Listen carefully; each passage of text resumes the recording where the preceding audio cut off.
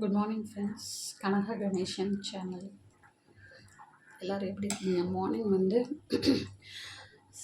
சாம்பார் சாதம், சாம்பார், கொஞ்சம் உருளைக்கிழங்கு ஃப்ரை. உருளைக்கிழங்கு ஃப்ரைக்கு வந்து கொஞ்சம் சோம்பு போட்டுக்கணும்.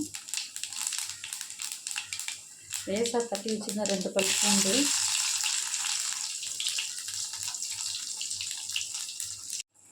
2 காஞ்ச மிளகாய்,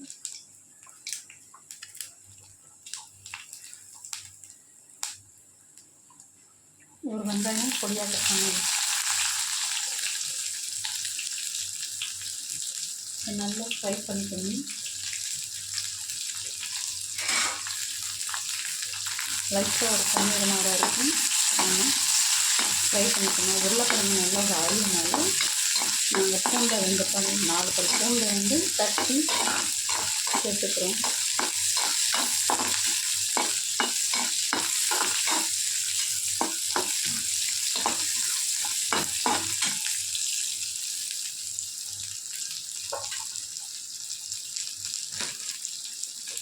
ஆனியன் கொஞ்சம் ஃப்ரை ஆகுது. ஒரு 2 பிஞ்ச் போட்டு கல்லுப்பு,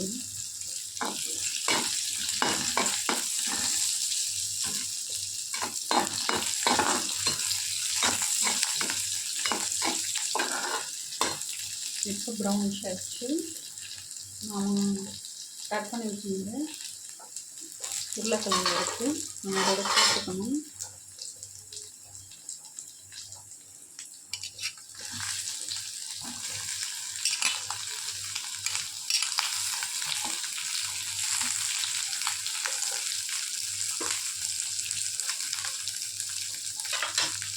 உருளைக்கிழங்கு தேவையான உப்பு நம்ம கொஞ்சம்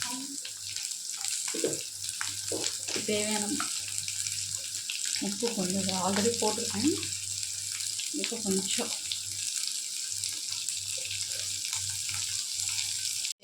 கொஞ்சம் மஞ்சள் பொடி, ஒரு 1/2 ஸ்பூன் மிளகாத்தூள், தனி மிளகாத்தூள். ஆல்ரெடி காஞ்ச மிளகா போட்டிருந்தாங்க, அதோட காரம் இருக்கும். ஸோ இதை வந்து லைட்டாக ஃப்ரை பண்ணிக்கலாம்.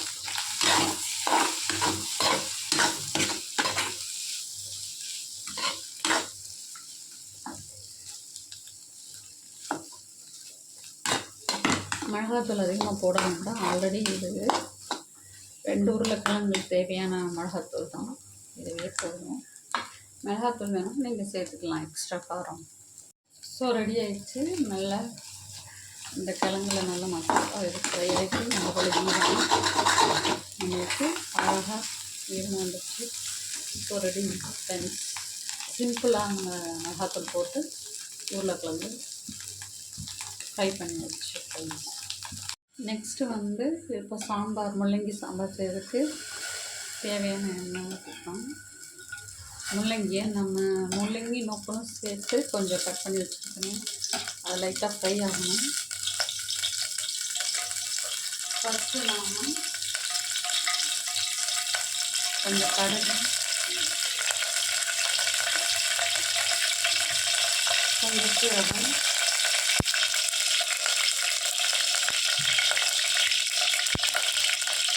நெக்ஸ்ட்டு பூண்டு,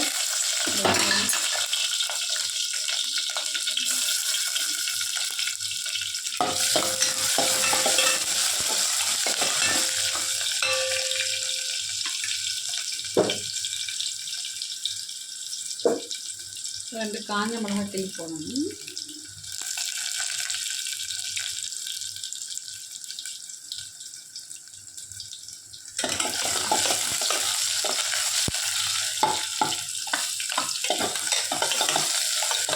கொஞ்சமாக வதங்க வரைக்கும் கொஞ்சம் வைக்கணும்.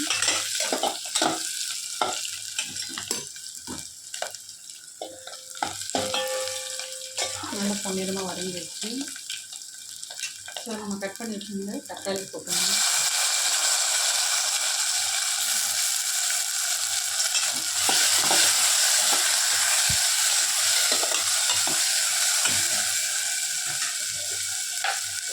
கொஞ்சம் தக்காளி ஸ்மாஷ் ஆகிறதுக்கு கொஞ்சம் உப்பு போட்டுக்கணும்.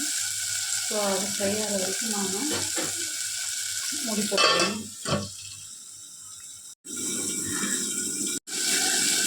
தக்காளி நல்லா ஸ்மாஷ் ஆகிடுச்சு. நாம் கட் பண்ணி வச்சுருந்த முள்ளங்கி எடுத்து நாம் இதில் போட்டணும். இந்த முள்ளங்கி கட் பண்ணி வச்சுருந்ததில் நம்ம போட்டு அதுக்கு ஃப்ரை பண்ணி வச்சு ஆல்ரெடி நம்ம கொஞ்சம் உப்பு போட்டுருக்கோம். ஸோ இப்போ வந்து இந்த காய்க்கு தேவையான உப்பு போடணும். ஸோ இந்த காய்க்கு எவ்வளோ உப்பு, ஏன்னா நம்ம நெக்ஸ்ட்டு பருப்பு ஊற்றும்போது உப்பு கம்மியாகும். அதனால் இந்த காயில் கொஞ்சம் உப்பு பிடிச்சி வேகணும் சாம்பாருக்கு. நாம் நல்லா அழகாக பரப்பி அது கொஞ்சம் வதக்கி போடும்போது சில பேருக்கு இந்த மீன் காய்கறி சாப்பிட்டா சளி பிடிக்கும்பாங்க, இல்லை உடம்புல நீர் போட்டுக்கோம்பாங்க. சரி, இது வந்து முள்ளங்கி ரொம்ப நல்லது. இதில் கொஞ்சம் நார்ச்சத்து, மூக்கலும் ரொம்ப நல்லது சுகர் பேஷண்ட்டுக்கு. மூக்கலில் வந்து நிறைய நார்ச்சத்து இருக்குது. நம்ம இப்போ வந்து இதுக்கு தேவையான மஞ்சள் பொடி,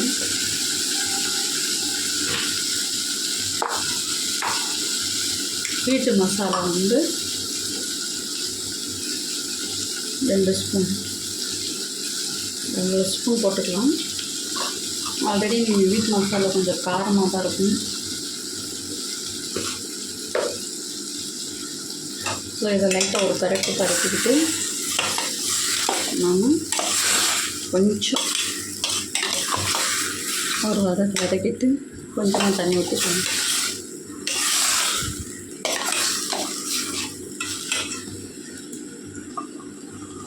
இதுக்கு தேவையான அளவு தண்ணி ஊற்றிக்கிறோம்.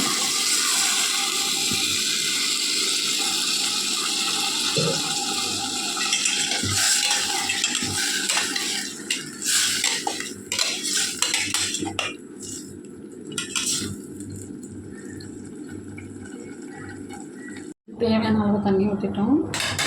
ஸோ நம்ம இந்த காய் ஒரு 5 மினிட்ஸ் ஆகும். ஆல்ரெடி நம்ம இதில் வதக்கியிருக்கிறதுனால 5 மினிட்ஸ் மூடி போட்டு வேக வைப்போம். ஒரு 5 மினிட்ஸ் வெயிட் பண்ணி இது வெந்து உடனே பருப்பு ஆல்ரெடி நான் குக்கரில் 3 விசில் போட்டு வேக வச்சிட்டேன். ஸோ அதை எடுத்து ஊற்றிடலாம்.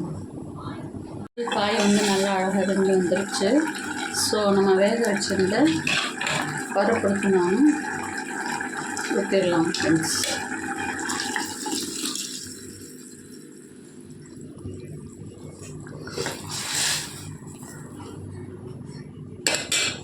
ஒரு 5 மினிட்ஸ் வெயிட் பண்ணுவோம். சாம்பார் நல்லா கொதிச்சு கொஞ்சம் மேலே வந்திருக்கு. ஸோ இந்த டைமில் நான் கருவேப்பிலையை போட்டு கரைக்கலாம் ஃப்ரெண்ட்ஸ்.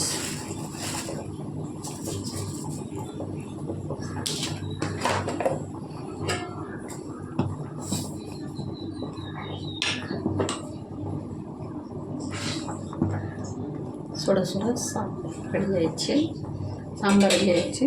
ஸோ நாம் இப்போ இதை சர்வ் பண்ணலாம். சுட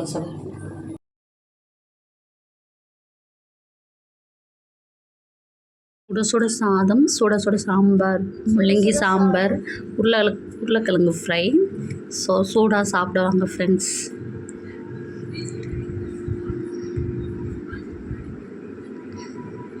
இந்த வீடியோ பிடிச்சிருந்தா லைக் பண்ணுங்கள், ஷேர் பண்ணுங்கள், சப்ஸ்கிரைப் பண்ணுங்கள். Thank you friends.